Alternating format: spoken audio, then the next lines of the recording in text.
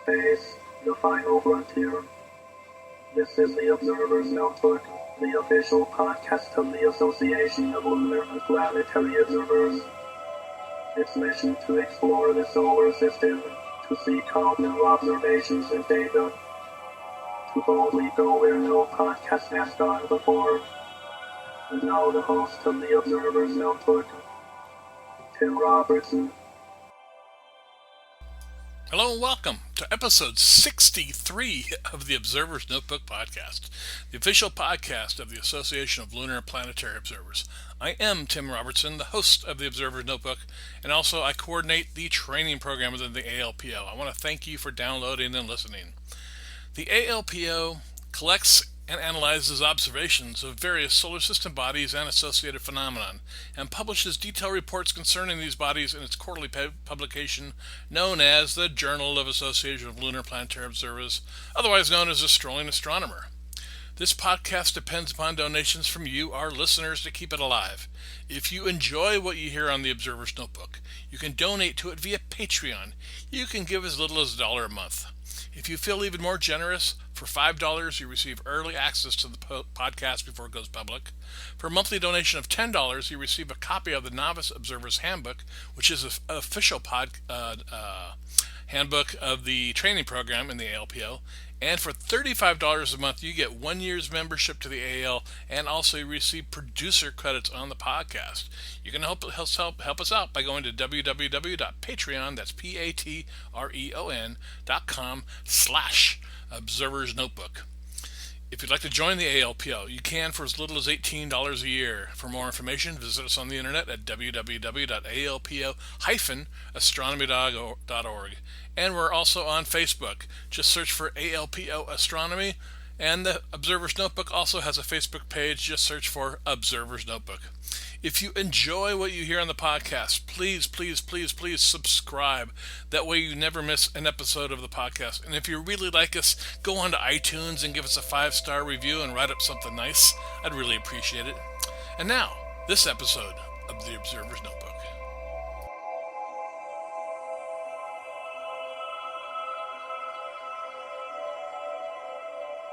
All right, I'd like to welcome everybody back to the Observer's Notebook podcast. We have two special guests today, David and Valorie Whalen. Welcome to the podcast. Well, thank you. Thank you very much. Now, why don't you just give everybody a little bit of background about yourself before we get into the whole thing? Okay. Well, I'm electrical engineer. Been interested in astronomy since I was just a little tyke. My father got me started in it when I was about 5 years old, and just kept with it. Grew up, spent a lot of time growing up in Florida, where I would all of our field trips were to Cape Kennedy. NASA would come to our school all the time, telling us we're the next generation, that we would be the shuttle pilots of the future, and it just I guess got the bug, and have been very interested in anything related to outer space ever since. That's good. Now, what about you, Valerie? I guess my first adventure into astronomy was, I do have vague memories of watching the moon landing on television. I was 8 at the time, but I guess the first thing that really stands out for me is a 5th grade field trip that I went to Burbank Science Center here in Atlanta, and their planetarium was putting on a program about the constellations. And I remember looking at a blank field on the screen, and then all of a sudden all the constellations coming alive across the top of the planetarium, and it was just very exciting, very vivid memory. And I also remember when the lights came up, I was very intrigued, and my 5th grade teacher was asleep. Oh my goodness. Now, you're the first couple we've had on, so how did you guys meet? Well, we were neighbors. Yeah. After I got out of college, I just happened to move in, and I was next door to her. I owned a condominium next door to him, and he was my neighbor first. Mm-hmm. So. Oh, very good. Oh, okay. Now, you're both members of the Charlie Elliott Astronomy Club? That's correct. Now, this podcast, I think, is starting to become the Charlie Elliott podcast, because I think you're the 5th members or something like that I've had on. It's pretty wild. It's a pretty active group. I'm pretty impressed with the members I've talked to so far. Tell me a little bit about the Charlie Elliott Astronomy Club, though.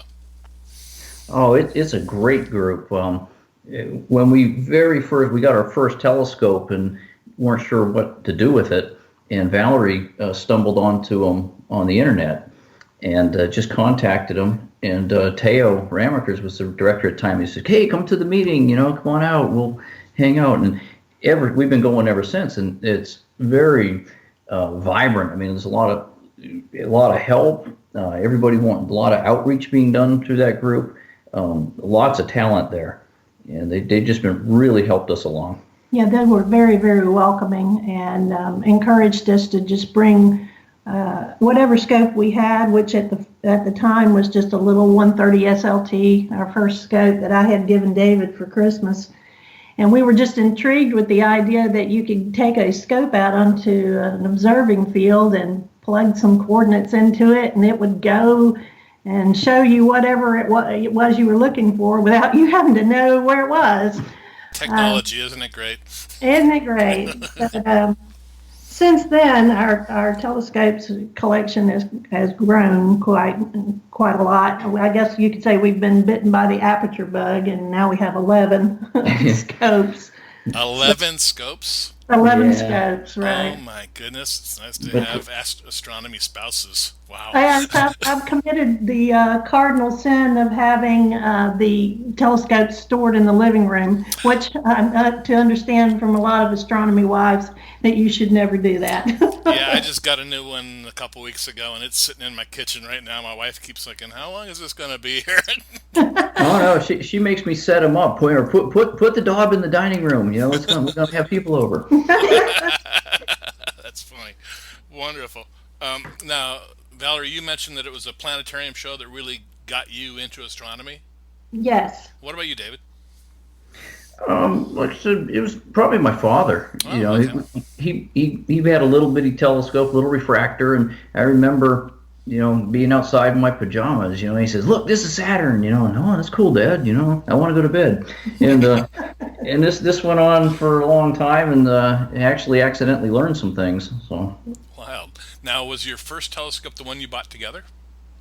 Yes, It was. Okay. And then I was looking on the internet at the APOD photographs one day and noticed one that was photographed at the Deer Lake Astronomy Village here in Georgia, and wondered how we could get in touch with them, and they were the ones that led me to the Charlie Elliott group. So it's been a fortunate series of events. Mm-hmm. Now, you said you have 11 telescopes. What are they? Refractors, reflectors, cathode optics? Are they a mixture of everything? Yes. Yes. We've got when we were doing the Astronomical League programs, moving way through, it's like, well, for the Messier program, you can't have any digital assistance. It all has to be pushed to. So we bought our Dob, and then we're doing some others. Well, we needed one to do hydrogen alpha observing, and then we needed a nice refractor to do. So we just kept buying them for different purposes. Of course, yes. And of course, getting rid of a telescope is a sin that cannot be forgiven. So. Very good. No radio telescopes yet? David is working on the radio telescope program currently, so he did most recently build a dish. Oh my goodness. And that's going on your roof or something? No, it wasn't that big yet. Oh, okay. That's wonderful. Now, you're big into astrophotography. I've tinkled around on your Facebook page, and I see some very nice photographs on there. What kind of equipment do you use for astrophotography? Oh, well, thanks. It's for the planetary. I've put just a little ZWO camera in my 11-inch SCT. All my other deep skies have been using Explore Scientific 127 with a DSLR, unmodified DSLR camera.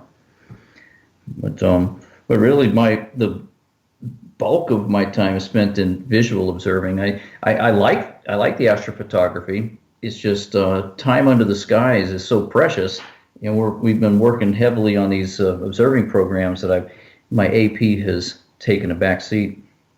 And that actually is the reason why I wanted to talk to you, is the Astronomical League.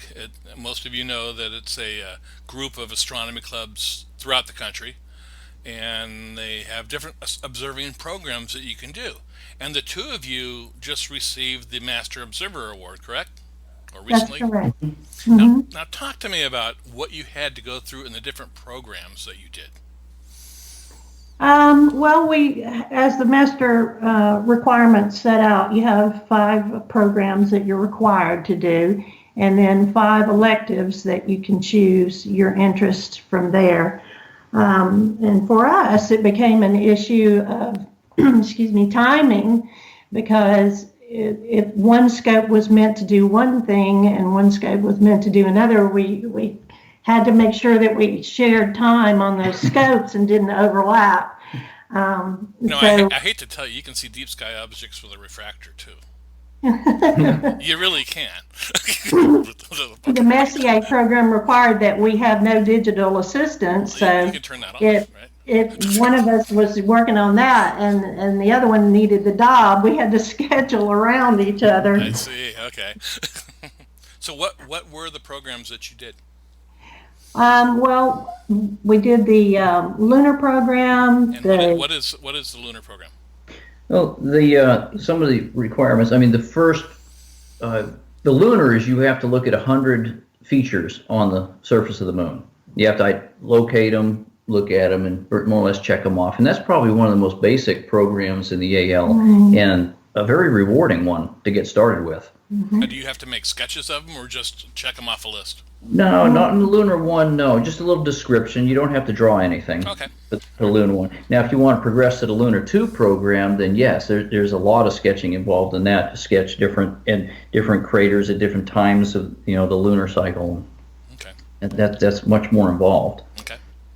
Well, I did that one too, but that's all right. But the Lunar 1 program is required. It's a requirement. So is the Double Star program, where you have to locate, split, describe, and draw 100 double stars. Oh, that's good. I like that. Then you got to do the Messier program, which is using no digital assistance, use a push-to device and hunt down and all 110 Messier objects. You have to do the binocular Messier, which is 60 objects that all have to be done with binoculars, and that's a little more interesting. What kind of binoculars did you use for that? We use a pair of 15 by 70. I imagine you bought a special pair just for that, right? Yeah, we tried to. Yeah, and now we've since got another pair. We got some. Yeah. I want your telescope budget. That's what I want. Yeah. And then I guess the real hurdle in the requirements there is the Herschel 400, where you have to observe and describe 400 of the objects that William Herschel discovered, and those are a whole different animal. And that's a real effort. Is that without GoTo as well? Yes, you can use GoTo on that. In fact, you pretty much need it. Yeah, you can do whatever you want on that one. Okay, and to document them, you just write a short description of each object?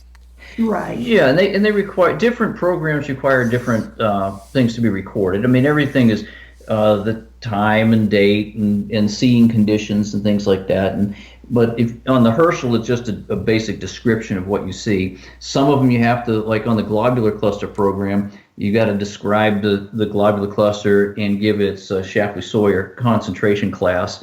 On the open cluster program, they want you to use the Trumpler class in identifying different features. So each program has a little unique twist to it. So you're doing a little science along the way.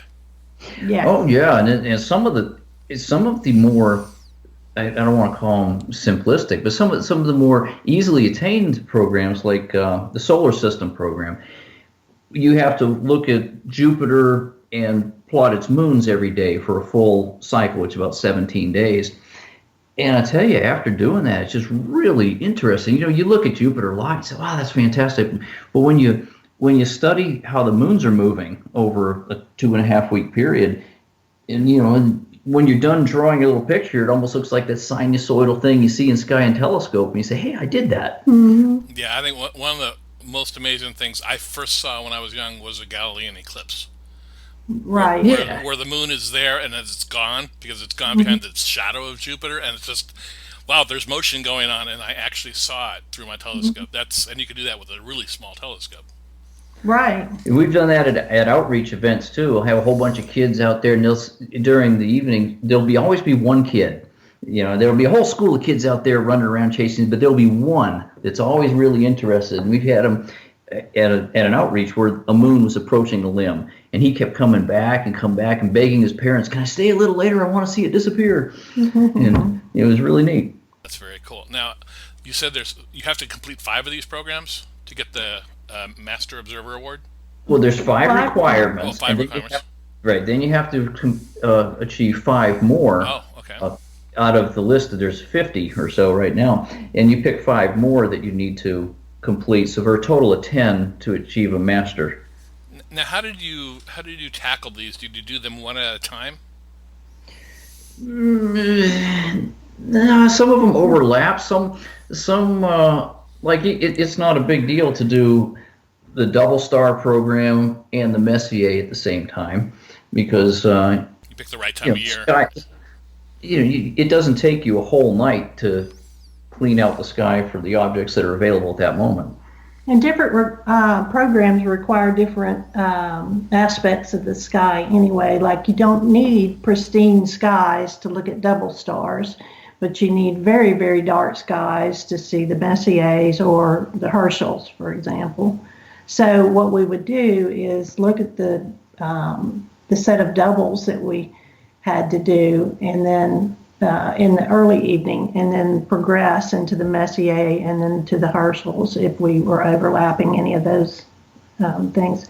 But we were very careful throughout the duration of our pursuit of the Masters not to what they call piggyback in the AL world, which was to have one of us look at something and the other just look in the scope and take advantage of that and say, yeah, I saw it too. Because especially with the Messiers, the whole point of that program is to teach you the sky. And so what they want you to do is push the Dob to the object yourself, find it yourself by star hopping. And so it just so happened that during the process of my working on the Messiers, my 90-pound Rottweiler decided that my fingers no longer needed to be attached to my hand. She broke my hand, and I was in a cast for 14 weeks and could not write. It was my right hand. Couldn't write, and so I couldn't even push the Dob around. So I had to stop that program, and that's when David started up with that program. And I had to stop and come back later and just use an audio recorder to even get my observations recorded. But we were very careful not to make the mistake of doing the same program at the same time, because the AL has very strict rules about that. With 11 telescopes, I'm sure that wasn't a problem.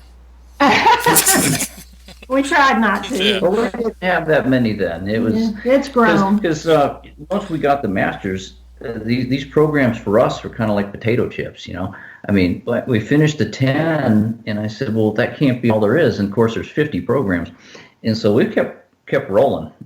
And it's fantastic. It gives you a goal to take the telescope out. It's absolutely, and the Messier programs taught us the sky, and we really got away from any of the electronic stuff, and we're just using Dobs and binoculars for a while, and we learned the constellations, we learned star hopping, we know where these things are, and now all of a sudden, we don't feel like novices, we know where things are, so that got us to start trying these more difficult programs, and then of course we have a pretty friendly competition going on between Valorie and myself, as well as this other lady, Marie Lott, in our group. We've been kind of having a tongue-in-cheek competition on this for several years to see who could bag more programs. Marie is a master as well. But we got started with this through the encouragement of Art Zorka, who was a master observer when we first started going out to Charlie Elliott. And it was his encouragement and his inspiration that led us to get out under the stars and start looking at things other than Jupiter and Saturn for the millionth time, which are beautiful to look at, but you can't look at them, just only them. Yeah, and Art was Master Observer number 119. Unfortunately, he passed away several years ago, but he set us off on the path. It's good. It's good to have a mentor like that. Yes, it was.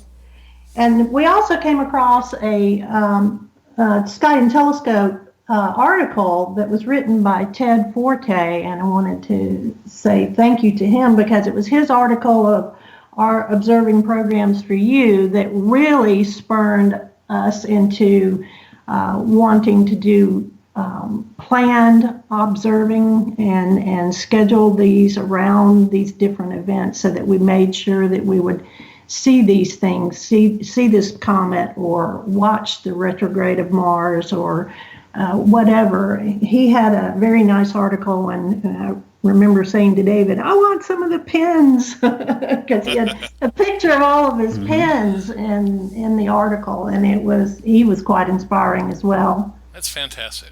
Now, how many total programs have each of you done? Well, I've done 35 now, and Valerie's done 21. Wow, that's because she had a broken hand, though. Yeah. Don't think I don't hear about it, Phil. Very good. Now, okay, out of those, Valerie, which one was the most rewarding? I would have to say, as a surprise, I thought the double stars were quite fun. After I got into a rhythm of knowing what to look for each one and how to describe each of those, that turned out to be quite fun, relying on my old geometry classes. But since then, I've done just finished the Planetary Nebula program, which I find those to be fascinating to look at, and thinking about our own solar system and its evolution into that point one day. And I've really loved that program. And of course, there were several of those that were quite difficult to find, and was lucky to find a nice gentleman that loaned me a 24-inch Dob at the Peach State Stargaze this year in order to find the last few that I needed. But it was probably that, the Planetary Nebula and the double stars, that I found very fun. Okay, what about you, David? It was the sketching program, which I would never have guessed, and I was terrified to begin it. And in order to move in the progression to a silver level master, I had to do it. And I didn't want to do it. And after I got started and drew something that was passable, I started getting excited, and I really enjoyed it. And now a lot of the programs require some level of sketching, and I look forward to them instead of being afraid of them. It's fantastic. Now, are you familiar with the Association of Lunar and Planetary Observers? Yes. Okay, we have a training program, and I coordinate that, and it's basically sketching anything you want, moon, the planets, and it's a program you go through, and at the end you graduate as a novice observer, or observer status, I'm sorry. So if you're interested in going through that, I could hook you up. Hey, all right. If you're looking for something else to do with your telescopes. Always. Now, Always. What program out there that you did that you hated to go to the telescope to? Was there one? Oh, I don't want to insult anybody in the AL, but I got to tell you, the binocular deep sky program. Because I thought there are so many objects that you could see with a pair of binoculars that I thought that would be a wonderful program to do. And out of the 60 objects, it's 59 open clusters and one galaxy. I got so sick and tired of hunting down dim open clusters with binoculars when, I'm passing by the Orion Nebula looking for some lame cluster. It might be four stars loosely grouped together, right? Oh, some of them were pitiful. Yeah, and there was I just really think that program could use a lot more variety. Okay. All right. How about you, Valerie? I didn't really have any that I hated. Well, you haven't done as many yet either, so that could be. It's just probably my least favorite, I guess is a better way to put it, was the urban program, because the objects that were in it were things that I had already looked at in dark skies. And I realized just how much the light pollution can damage that view. And so while I knew what I was looking for and what I was looking at, it just something took away from it. And I felt more like having to go in a robotic type of, yes, this is this open cluster. Yes, this is this galaxy. But boy, it sure does look terrible. Yeah, what is the urban program? The urban program is to look for, is it 60 or 100?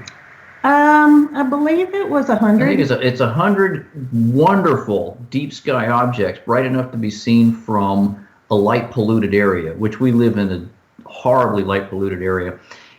And so the idea is to show that you can in fact see some deep sky objects in an urban setting.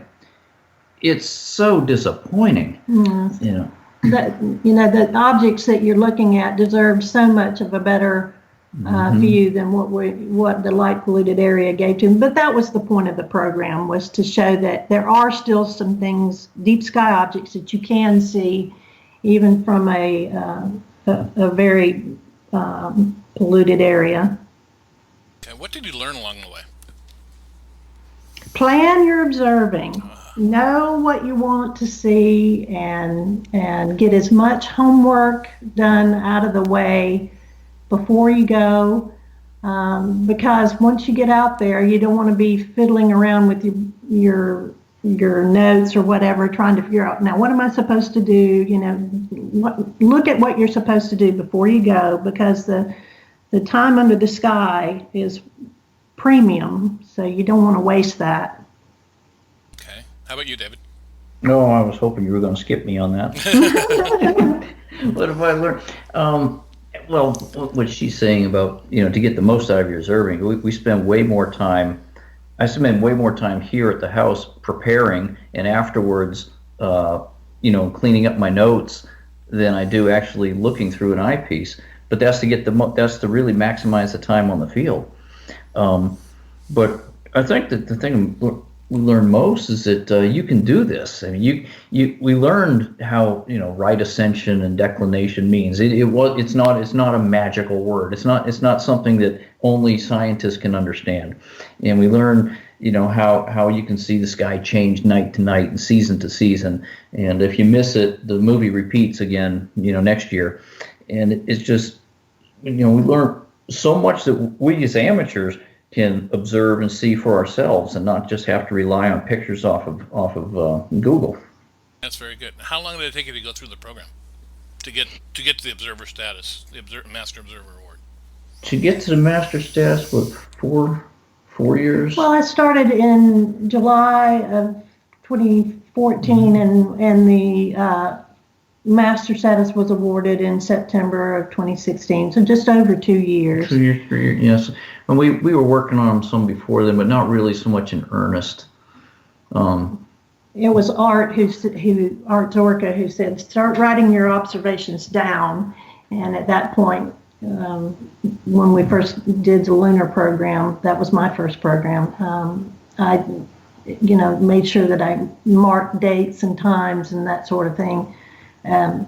At his behest, because he said, everybody in the club gets out there and looks at these things all the time, but not everybody makes the notes, and that's the difference between just looking and being the master observer, is writing down what you're seeing. That's true. That makes you an observer. Mm-hmm. Very good. Yeah, I recently, in fact, this week I talked to Don Machholz about his 12th comet discovery, and of course he's telling me it was 746 hours since his last discovery in 8 years and all. And he does that every night when he goes out. He writes out where he looks in the sky, how long he spent, where his sweeps were. I mean, that's how a guy discovers 12 comets, knowing what to look at. So you can't stress that enough. Is write down what you see. Right. Write down what you're looking at, because that's it's amazing. And to go back later, I told him I want to look at his records, going back all these years. He's been searching for comets for 45 years. And it's just, Wow. and he's got records going back that far. Jeepers. Wow. But we do the same, though. I mean, ours isn't near that involved. But since we have written it down, we are creating libraries of these things. And I've gone back and looked at my notes for a certain program, and I said, well, what did I say about it, 2 years ago? And we have it. And it's really nice to look back and see what aperture you used and how maybe your equipment has changed, or maybe you remembered, you did something that was nice to remember now. And it's very helpful. That's great. It's also been helpful for me, excuse me, to have David's 3 years in the club as observing director, because he would spend quite a lot of time getting presentations ready for the club and telling them that they needed to be aware of this or that was coming up. And I was able to take that to my advantage and know that, okay, I could work this into my next observing session. I need to see this, and this. So it was helpful being married to the observing director. That's good. He did your homework for you then, huh? Right. He helped. Yeah, I like that. So are you both very involved with the Charlie Elliott Club now? Oh, we have been. I've kind of retired at the moment. Valorie was the outreach coordinator for a term, and then club secretary. And I spent 3 years observing supervisor. Now I'm the liaison. I'm the club liaison to the Astronomical League right now.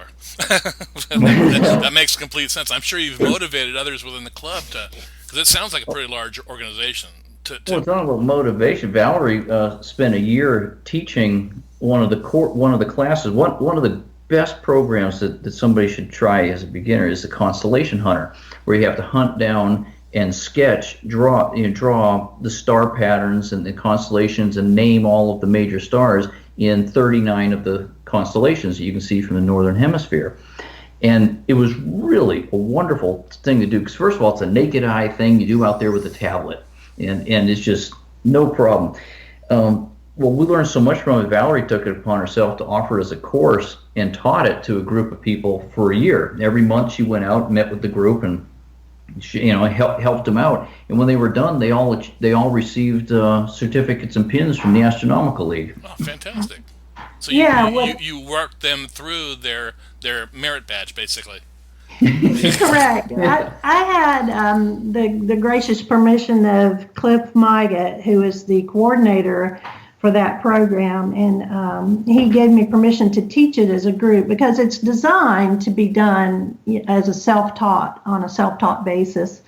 So what I did was have the group sit down, have them bring long chairs and a clipboard and a pencil and a red light, and we would just sit there under the stars, and I would point out the constellation to them, and they had maps of the constellation, and they would circle those stars that they were seeing, and they would look at it, and then they would take that home and draw it from their notes.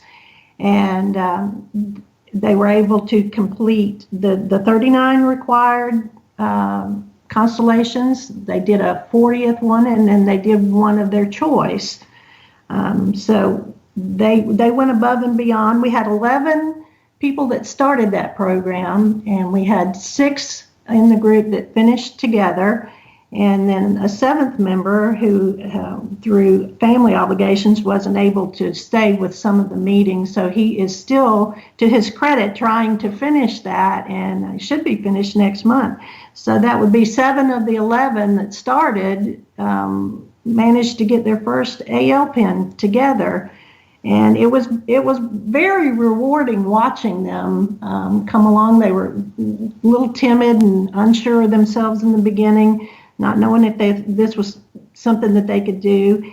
And by the end of it, they were encouraging each other. And there was quite a camaraderie going on between them all. And it was exciting to watch them go from looking at what they thought were white dots on a black background to arguing whether or not this star belonged to Taurus or to Orion. Or it was fun. That's great. Was there any mythology involved, or was it just the star locations? Mm-hmm.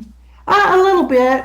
If I happen to know this, that, or the other from having learned it myself, but basically what I gave them were landmarks and ways to remember those landmarks so that they could find those things again, and looking for just various things that would help associate one star with the patterns that they were looking for. And I broke it up into 12 meetings. We did 3 to 4, sometimes 5 constellations a month, and sat out there and wrecked all the astrophotography guys' images because of the green laser that was always going on the field. So our astrophotographers were very gracious for a year in allowing us to be pointing that around, but it was a lot of fun. Now, this is an official Astronomical League yes, Observer Award? Yes, it's the Constellation Hunter Northern Sky Award, and yeah. That sounds like fun. Mm-hmm. And I believe it was the first of its type done as taught as a class. I've heard of astronomy groups doing constellation classes to the public, but of course you have to be a league member to actually complete the program. So this was the first of its type where they submitted drawings, and Cliff Mygott was very helpful with that because we had 41 drawings from 7 or 6 folks, and that was a lot to look through. So he was very helpful with that. That's great. So what's next for you two? Well, we just got back from a trip to Arizona. It may be that it's a move because we were able to see for the first time some of the skies out west that we just cannot see here in the soupy southeast. And I envision us at some point of being under the western skies. Yeah, I know a lot of astronomers. In fact, when I talked to Don, he's selling his house in Northern California and moving to Arizona. So it's the place to go. The dark skies are still there. Sure. Yeah, for me, more short term though. The Astronomical League changed their progressions. For the longest time, the Master Observer Award was the award. You could get a lot of pins. You hit the Master, and you were done. You can go on if you wanted. But they changed the progressions, and they added an Advanced Observer, then a Master Silver, Master Gold, and Master Platinum levels. And so, if they've got a level, you got to chase it. This is true. It's I'm submitted for the gold now. I've achieved that, but there's a platinum, so I'll have to keep digging. You probably need 2 or 3 other telescopes to get there. At least, yeah. Well, platinum. One of the requirements of platinum is to complete the radio astronomy program. So there you go. That's very good. So, is there any other information you'd like to share with our listeners about the observing program? I'd say go out there and start. Get out there, point a telescope at the moon, download their checklist off their website, and start, submit it, get a pin, and take off. You can do it. Yes, very much so. It's designed to be self-taught. You can do this even if you don't come from a scientific background. They make it easy enough, and especially on those beginning programs where you can learn with the modest equipment, and it's great. And really, their lists of program are wonderful because they give you a structured observing. You can plan ahead. You got a list of targets. You can go out and you can really take advantage of your time under the skies instead of just mumbling around wondering what you're going to look at next. It's true, and I know some of our listeners out there have a telescope that's sitting in a closet or in a garage, and it's been there for years, and they just don't know what to do with it. And these are programs that actually give you some reward at the end. Absolutely. So, and once you have a pin sitting there or on your lapel, you're like, well, one's nice, but I need one on the other side. And then I want to be a master. Now a platinum master. Oh my goodness. The site has the programs broken out to as far as your level of expertise and beginner and intermediate, and so I would say to look at that, and also to look. I believe they have them broken up by equipment need as well. So if you have binoculars, you can now earn a binocular master. There's a program progression for that. Or if you have just even the most modest telescope, there just start, and you'll be amazed at what you manage to teach yourself. The first time that we went out, we were trying to find Andromeda, and we didn't even know where to begin. And I remember one of the members saying, "Oh, we'll find the great square. The great square. Go 3 down and 2 over, and What square?" And now it's like I can pick it out without even trying. So it's amazing what we've learned. We feel like we aren't novices anymore, and it's been wonderful. That's great. Now, as a closing for the podcast, I've started to do. Are you familiar with the TV show Inside the Actors Studio? No. I take that as a no. Okay. Well, they have a standard questions that they ask everybody that comes on, and so I've come up with a series of 10 questions that I'd like to ask each of you individually. Okay. Okay. All right. And some of them are astronomy related, and some are not. So right. It's just to get to know our guests a little bit better. I'll start with Valorie. Okay. On a scale of 1 to 10, how weird are you? About a 5. About a 5. How about you, David? Oh, probably an 8. 8. There's always one. Okay, that's good. I like that. David, this probably goes for the two of you because you've been together for a long time, right? Mm-hmm. What's the furthest you've traveled for an astronomical event? For an event, could probably the eclipse. Yeah. I mean, it wasn't that far, but we had to get up at 2:00 in the morning to beat the traffic, and it was only about 3 hours from here. That's the 2017 total solar. Yes. Yes. And how was the traffic coming back? Going up was easy. Yes. It was an hour and a half up and 7 hours back. I can relate. Yes, I went up to Oregon, and I went 100 miles in 10 hours. Yep. It was not fun. All right. Let's see. Where is your go-to order? What's your go-to order at your favorite hometown restaurant? Favorite hometown restaurant? Matthews, probably. Well, Chick-fil-A. We got to give them a plug. Love that stuff. Okay. Or Schlotsky's. But that's not. But that's fast food, Johnny. Mm-hmm. I mean, I'm thinking hometown. I'm thinking. I'm thinking Matthews. Matthews Cafeteria in Tucker. There's this cafeteria right nearby that was built in 1951, and we go over there and it's chock full of old people, and we feel. So what do you order? Oh, whatever they got. Fried chicken and mashed potatoes. Yeah, I like the roast beef. There you go. All right, meat and potatoes. Can't go wrong. What's your most memorable astronomical event? The eclipse. Yep. The 2017 eclipse. Was that your first?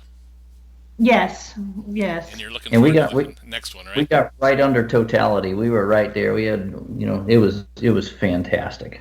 That's great. Are there any tools or books that have really helped you on your astronomical journey? We read a lot of books. I definitely have Zorb, Sky and Telescope, and Astronomy magazine every month. But I think Burnham's Celestial Handbook, it was just a fantastic book that I've read. Okay, what about you, Valerie? I would say the same. He recently came across a copy of it, the 3-volume copy, and it was just amazing, the photographs in there, the technology at that point, and how far that we've come today. But I had for a long time been saying that I wanted to create some sort of right ascension clock so that I could know exactly what it was that I wanted to see in the 30 to 45 degree area of the eastern sky, and flipped open the book, and there it was. That's fantastic. I love that. Okay. If you were stranded on a dark site, deserted island, what telescope would you want? You can only have one. Oh, no. Valerie? My 16-inch Dob. Yeah? Yeah. Why? Because the first time that we took it out, we had been looking at galaxies for quite a while, and a favorite of mine was the Whirlpool in Ursa Major. And while we could see it, the bigger aperture just let us almost see through it, just like you could reach through the eyepiece and touch it. It was just great. Fantastic. What about you, David? Would I have batteries available? Yeah. Yes, sure. Okay. Probably my 11-inch SCT. Yeah, and why would that be? Yeah, that's been my workhorse. I mean, we've seen more objects through it than anything else, and I like the F10. I mean, the Dobbs are fantastic for looking at larger objects. I really enjoy hunting down the galaxies and globular clusters, and I mean nothing. The globular clusters just look, after you've looked at them, with the 11-inch at f10, going down to a 4.5 or an f5 seems disappointing to me. Okay, that sounds fair. If you were stranded on a dark site, deserted island, what music would you want, David? Me? Yeah. Oh, Pink Floyd. Pink Floyd. Dark Side of the Moon, right? Yep, you got that or any of the other albums, you bet. All right, what about you, Valerie? Acoustic Alchemy. Love that band. Really? Jazz band. Really? British jazz band. Yay, Greg Carmichael. Thank you. Okay, I have to look that one up. What advice would you give the 12-year-old you on life? Um, Come on, David. 12-year-old me. Yeah. Be Don't profound. touch that. Did you say don't touch that? Yeah. Oh, you heard that.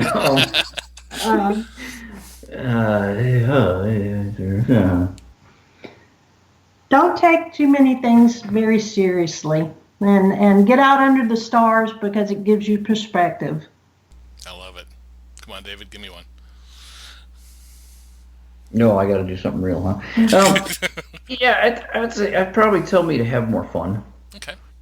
I mean, I was really kind of a nerd a lot, and then went off to Georgia Tech to be an engineer. I thought the right way to do that was to be real stuffy and real be a bookworm. And I think I could have had I could have spent more time going out looking up than studying. I mean, I learned ridiculous amounts of things I've never used since I got out of school. Okay. Valerie. Mm-hmm. Cake or pie? Cake. What kind? Chocolate. Chocolate. Anything chocolate. Right. David? Oh, pie. What kind? Pumpkin. Really? Just homemade pumpkin? Like? Yeah. So you love Thanksgiving time? Yeah, and I only get to eat it once a year because the rest of the year I have to eat cake. If Mama's happy, the house is happy. That's the way it is. That's right. All right, and the last one. Who has had the single most influence in regard to astronomy? That's a tough one. Tough one. We've had so many people at the Charlie Elliott group that have been so good to be around. Mm-hmm. We're very fortunate to have a very vibrant club. Well, that's good. That's a repeat thing I hear about that group. Yeah. And there's a lot of folks that are there now that are great fun to be around. We've got a lot of friends. Well, if it didn't have to be locally, I'd say Carl Sagan. Ah. And really, when I was about young teen, that's when his Cosmos series was on, and my father would make us watch it every night, every week when it came on. It was great. Yeah, I saw him at UCLA when I was in high school, and that changed my life. He was an amazing speaker. Yeah. Well, that's wonderful. Well, do you guys have anything else you want to add? No, thank you for having us on. This has been fun. Good. Now, how can everybody get a hold of you? Well, we were really surprised that you wanted to talk to us, to tell you the truth, because I don't think we're unique in any way, other than the fact that we're married. I mean, there's lots of people doing what we do. Lots of female master observers as well. So it just so happened that we live in the same house. Well, and you have 11 telescopes, and not everybody can say that. Right. But the best way would be through the Charlie Elliott Facebook page. It's an open page, public page, and we are both members there. So if you are on Facebook, Charlie Elliott Astronomy. Okay, and I will add a link to that in the show notes where if anybody's interested, they can just go there and find out about it. Great. All right, well, I want to thank you two for coming on the podcast today. Thank you. Thank you. All right.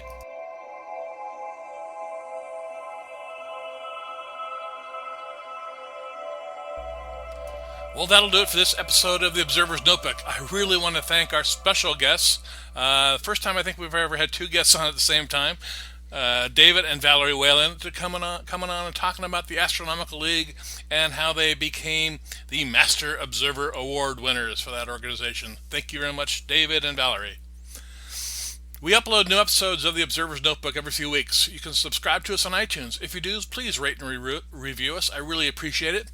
You can now listen to us on iHeartRadio, Soundcloud, Spreaker, Google Play, Stitcher, and even that funny cylindrical thing that listens to everything you say in your house. Yes, the Amazon Echo.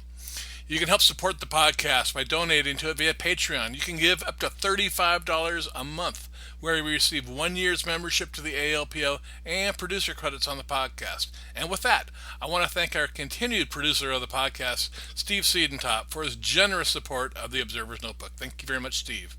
The link for Patreon as well as the link for the ALPO is in the show notes down below. You can contact me via email at commentman@commentman.net or on Twitter at ObserversNBPod. Until next time, my hope is that you always have clear and steady skies. Thank you for listening.